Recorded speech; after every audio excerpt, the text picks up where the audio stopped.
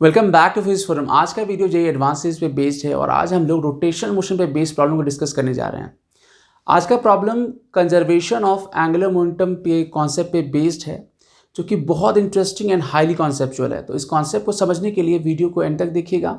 But before I start, don't forget to like, share and subscribe to my channel. Also hit the bell icon so that you get notified for all upcoming videos. So with this let's get started. तो सबसे पहले आज के problem का जो statement है वो उसको देखते हैं। Disk of mass m and radius r is lying on a smooth horizontal surface. एक डिस्क है जो कि एक स्मूथ हॉरिजॉन्टल सरफेस पे रखा हुआ है। इसका रेडियस r है, ठीक है, और इसका जो मास है वो m है, राइट। मतलब डिस्क ऐसे हॉरिजॉन्टल सरफेस पे रखा हुआ है, वर्टिकली ऐसे नहीं रखा हुआ है, राइट, ऐसे रखा हुआ है, ठीक है। A particle of mass m moving horizontally with a velocity u collides with a disk at a point P and sticks to it.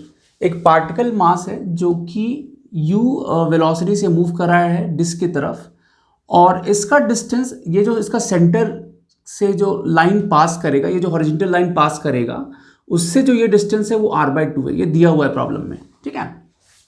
Speed, और ये कोलिजन के बाद स्टिक कर जाता है। ये पार्टिकल मास, इसका भी मास m है, और कोलिजन के बाद ये स्टिक कर जाता है यहाँ पे, राइट। तो speed of the point q on the disk just after the collision will be. अब यहाँ पर एक पॉइंट q है, जैसे इसको हम कह सकते हैं कि ये मेरा हॉरिजॉन्टल डायमीटर है। इसके परपेंडिकुलर जो डायमीटर होगा, इस पे एक पॉइंट q है, इसके सर्कमफेरेंस पे, डिस्क के सर्कमफेरेंस पे एक पॉइंट q है। तो इस पॉइंट का स्पीड बताना है इमीडिएटली आफ्टर कोलिजन क्या होगा, ठीक है। और हमारे पास 4 ऑप्शंस हैं, ठीक है। तो देखते हैं कैसे इसको अप्रोच करेंगे। सबसे पहला जो कॉन्सेप्ट होगा जो हम लोग यूज़ करेंगे वो ये होगा कि जैसे ही ये पार्टिकल मास यहाँ से स्टिक करेगा, राइट, तो अब मेरे पास ये डिस्क पर प्लस पार्टिकल सिस्टम है, राइट। ये डिस्क है जिसका मास m है, और ये जो पार्टिकल है इसका भी मास m है। तो इस दोनों का जो सेंटर ऑफ मास होगा वो बिल्कुल मिडवे होगा। जैसे ये रेडियस है तो इस पॉइंट C पे होगा, राइट, क्योंकि इसका भी मास m है। और हम मान सकते हैं जैसे इंटायर डिस्क का mass can be assume to be concentrated at centre of disk, मतलब यहाँ पर। तो 2 पार्टिकल मास है जो कि r रेडियस से सेपरेटेड है, तो ऑफ कोर्स उसका जो सेंटर ऑफ मास होगा बिल्कुल मिडवे होगा, C पे होगा, राइट। तो हम यहां से कह सकते हैं, तो सबसे पहला कॉन्सेप्ट क्या हुआ कि centre of mass of particle plus disk system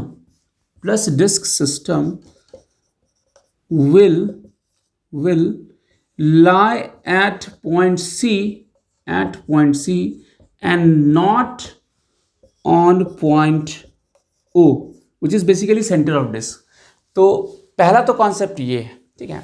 अब यहाँ पर कुछ ज्योमेट्री है, वो ज्योमेट्री भी हम लोग देखते हैं। जैसे ये पार्टिकल मास यहाँ पे कॉन्साइड, यहाँ पे आके स्टिक हो जा रहा है, और ये डिस्टेंस r/2 है। ये जो डिस्टेंस है मेरा r/2 है, और ये r है, राइट। तो हम लोग यहाँ से कह सकते हैं कि जो साइन अल्फा होगा, लेट से ये एंगल मेरा अल्फा है, सो साइन अल्फा क्या होगा, परपेंडिकुलर बाय हाइपोटेन्यूज इस राइट एंगल ट्रायंगल में, ठीक है। तो ये r/2 दिया हुआ है, ये r है, सो r/2 बाय r, तो हाफ, तो अल्फा मेरा 30 डिग्री हो गया, राइट। तो ये मेरा 30 डिग्री हो गया यहाँ पे, करेक्ट। अब जैसे ये मेरा सेंटर ऑफ मास है, अब एक्चुअली क्या होगा, कोलिजन के बाद इस सेंटर ऑफ मास को कुछ वेलोसिटी मिलेगा, ठीक है। तो वेलोसिटी मिलेगा, एट द सेम टाइम ये डिस्क रोटेट करेगा इस सेंटर ऑफ मास C के अबाउट, ठीक है। तो अगर हम Q पे देखें तो Q के पास ये जो सेंटर ऑफ मास की वजह से एक वेलोसिटी होगा, प्लस ये जो रोटेशन मोशन होगा C के अबाउट, उसकी वजह से इस लाइन के परपेंडिकुलर एक वेलोसिटी होगा, और इस पॉइंट Q का जो स्पीड होगा, इस दोनों का वेक्टर सम होगा, राइट। तो अगेन हमें ये देखना पड़ेगा कि ये CQ कितना है, राइट। तो उसको कैलकुलेट करने के लिए हमें थीटा चाहिए। अब थीटा कैसे कैलकुलेट होगा, थीटा अगेन हमें ज्योमेट्री से कैलकुलेट करना पड़ेगा, ठीक है। तो अब लोग देखते हैं कैलकुलेशन ऑफ थीटा, राइट। तो यहाँ पर अगर देखा जाए तो ये r/2 है, नहीं, यहाँ पर देखा जाए तो OC और सी पी ये r/2 है। c मेरा सेंटर ऑफ मास है, c is centre of mass, centre of mass of disk plus particle system है ना, पार्टिकल सिस्टम। तो OC is equal to C P is equal to r/2। ठीक है, अब यहाँ पर एक पॉइंट M लिया है जो बिल्कुल इसके पैरेलल है, C के मतलब इस हॉरिजॉन्टल लाइन के लॉन्ग है, यहाँ पर है। मतलब हम कह सकते हैं कि ये जो CMQ में CM और MQ परपेंडिकुलर है, राइट। ये राइट एंगल ट्रायंगल बन रहा है मेरा CMQ। तो यहाँ पर अगर हम OM देखें तो OM कितना हो जाएगा, ये r/2 है, r/2 साइन 30 डिग्री, राइट। तो OM जो होगा वो होगा r/2 sine 30 degree. So this is r/4। और अगेन अगर हम CM देखें तो CM कितना हो जाएगा, CM होगा ये r/2 है, r/2 cos 30 degree. So this is r/2 cos 30 degree. So this comes to be √3r/4, right. अब MQ कितना होगा, MQ जो होगा, क्योंकि ये एंटायर रेडियस है, ये OQ रेडियस है, सो R और ये मेरा r/4 है, राइट। सो r/4 है तो r माइनस r/4, सो 3r/4, नहीं। तो यहां से थीटा जो होगा, आप देखें थीटा, तो अगर हम tan थीटा देखें, so in right angle triangle CMQ अगर हम बात करें, सो tan थीटा जो होगा, tan थीटा कितना हो जाएगा, ये CM/MQ, नहीं।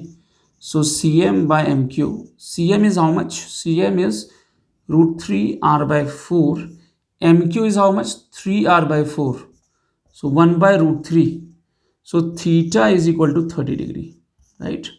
अच्छा, थीटा मेरे पास आ गया अगेन 30 डिग्री यहाँ पर।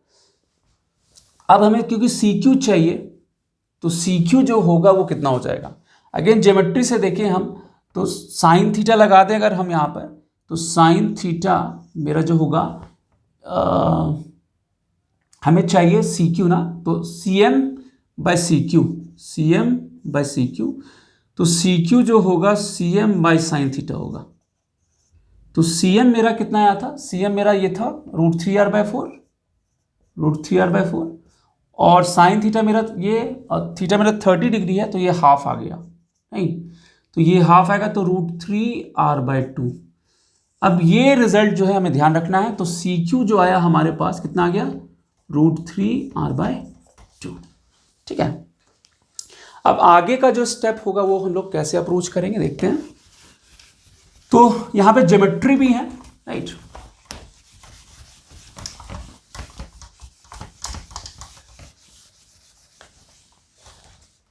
अब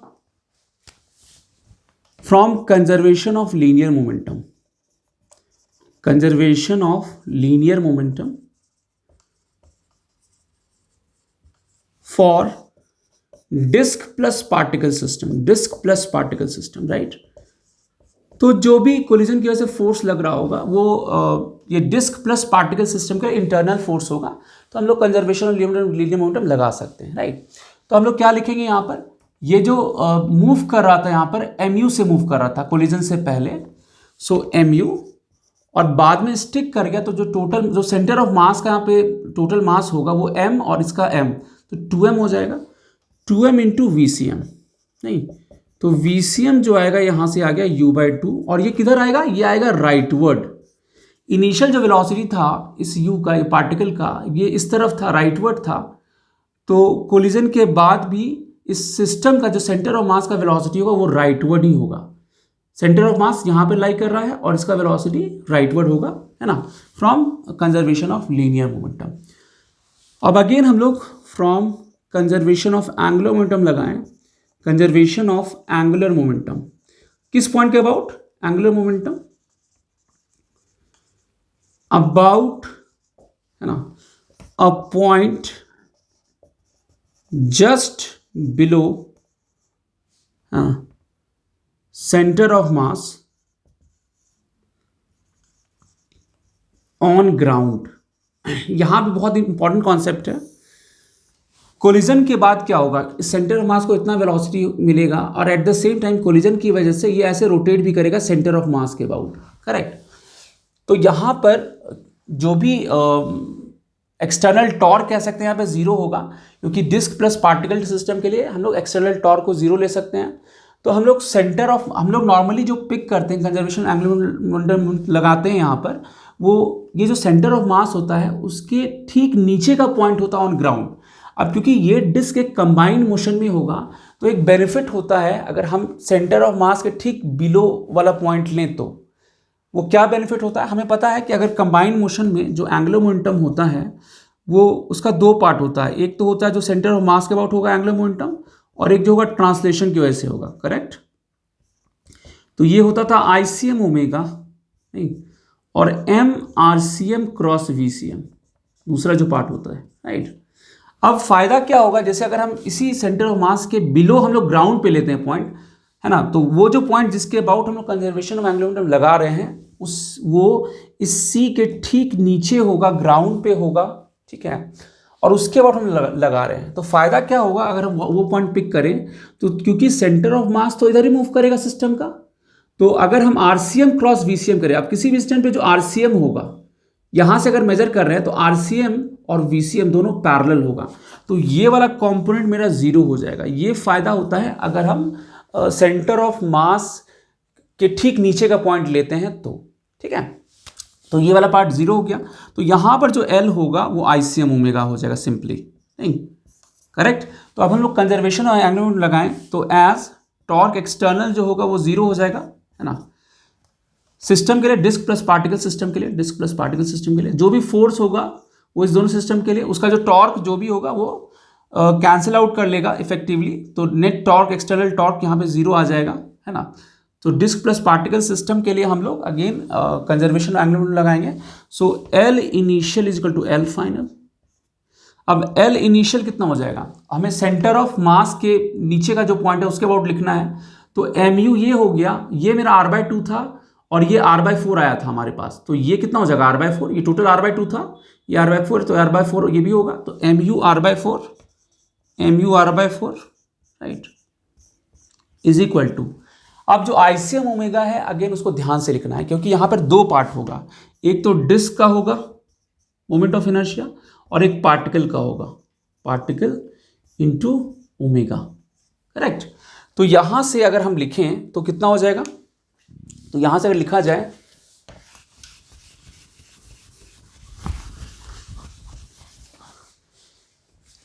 तो यहां पे एक और डेटा हमें लिख लेना है, V से मेरा U/2 आया था, राइट।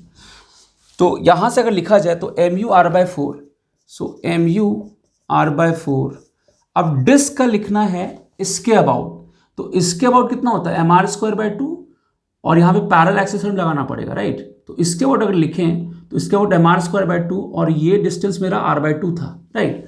सो MR²/2 प्लस MR/2 का होल स्क्वायर, नहीं, ये हो गया डिस्क का पार्ट। और पार्टिकल का लिखेंगे तो अगेन ये R/2 है और ये भी R/2 है, तो इसका डिस्टेंस यहां से जो होगा R/2 होगा, सो M इंटू R/2 का होल स्क्वायर इंटू ओमेगा, नहीं, so this comes to be MU R/4, और यहां पर जब आप कैलकुलेट करोगे तो ये मेरा MR² आ जाएगा इंटू ओमेगा, सो ओमेगा मेरा आ गया U/4R, है ना। अब इंडिविजुअली मेरे पास VCM भी आ गया, ओमेगा भी आ गया, so now we are in a position to write speed of point Q। तो Q का जो स्पीड होगा बेसिकली VCM, ये जो सेंटर ऑफ मास को जो वेलोसिटी मिला है वो इसके पास भी होगा, और एट द सेम टाइम जितना भी पार्टिकल है डिस्क का उस इसके अबाउट रोटेट कर रहा होगा, तो ऑब्वियसली अगर रोटेट कर रहा होगा तो ये जो लाइन ज्वाइनिंग है CQ, इसके परपेंडिकुलर होगा स्पीड सेंटर ऑफ मास के अबाउट। इस पॉइंट Q के पास एक्चुअली दो स्पीड होगा, एक सेंटर ऑफ मास का जो वेलोसिटी है उसकी वजह से, और जो सेंटर ऑफ मास के बाद जो रोटेशन हो रहा है एंटायर पार्टिकल ऑफ डिस्क का उसकी वजह से इस लाइन के CQ के परपेंडिकुलर एक लीनियर स्पीड होगा इस डायरेक्शन में। तो जो रिजल्टेंट होगा VQ वो बेसिकली कितना हो जाएगा, वो हो जाएगा VCM square plus CQ into omega, है ना, इसका square plus 2A² plus B² plus 2AB cos theta, इस दोनों का वेक्टर सम होना है, सो 2 VCM, है ना, CQ इंटू ओमेगा, और एंगल अगर निकालें तो ये थीटा मेरा 30 आया था, ये 30 था, तो ये मेरा 60 हो जाएगा, तो अगेन ये 30 हो जाएगा, करेक्ट, ये 30 हो जाएगा। सो cos 30 डिग्री, नहीं, अब ये सारा वैल्यू हम लोग रख देंगे यहाँ पर। VC हमें पता है u/2 का होल स्क्वायर, CQ हमें पता है, CQ मेरा कितना था, √3r/2, ओमेगा मेरा u/4r था, इसका whole square plus 2 into u/2 into √3r/2 into u/4r, नहीं, और इंटू √3/2, करेक्ट। सो यहाँ से √u²/4 प्लस ये कितना हो जाएगा, ये हो जाएगा 3u²/64, और ये तो 2 कैंसिल आउट हो गया, और ये 3u²/16, ठीक है। इसको जब आप कैलकुलेट करोगे, है ना, तो ये हमारा आ जाएगा √31/8 इंटू u, करेक्ट। तो इसका जो करेक्ट आंसर है वो है ऑप्शन नंबर सी, ठीक है। Interesting. So that's all for this video. JEE advance series के नेक्स्ट वीडियो में हम लोग फिर मिलेंगे एक नए इंटरेस्टिंग प्रॉब्लम के साथ। Till then take care, good bye.